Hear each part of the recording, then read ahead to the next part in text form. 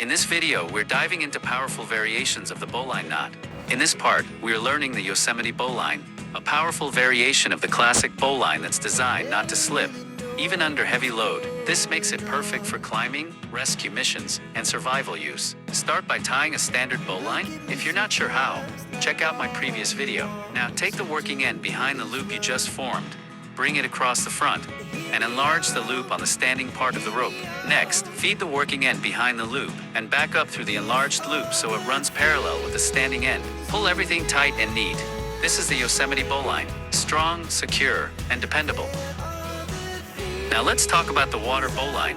This knot shines in wet, muddy, or slick conditions where other knots might fail. It's strong, secure, and perfect for outdoor or marine use. Start by making 2 overhand loops, side by side. Then take the working end of your rope and feed it through the loop closest to the working end, and then through the second loop, just like threading a needle. Wrap the working end around the standing part of the rope, then feed it back through both loops again from the top. Now pull everything tight and dress the knot neatly. You've now got a water bowline, resistant to slipping and easy to untie, even after it's been under tension in wet conditions. Next is the double bowline, also known as the round turn bowline, a stronger and more stable version of the classic bowline, perfect when you need extra holding power. Begin by making 2 overhand loops side by side, both in the same direction. Think of it like coiling the rope.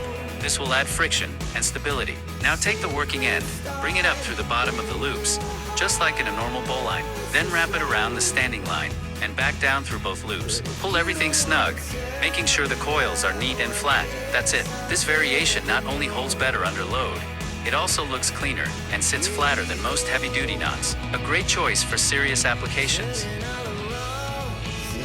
Situation where you can't reach either end of the rope. The bowline on a bite is your go-to knot, designed for tying from the center of the rope. Begin by folding your rope in half to create a bite. Then make an overhand loop in the doubled rope, like you're starting a basic knot. Now take the bite, that's the folded end, and pass it through the overhand loop from behind.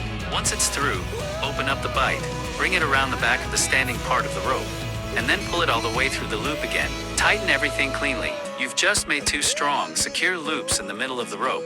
No ends needed. This knot's perfect for rescue, suspension, or any time you need an emergency seat or anchor. Here's the final one, the twin bowline bend. It's like a double strength sheet bend, made for joining 2 ropes securely. Start with the first rope.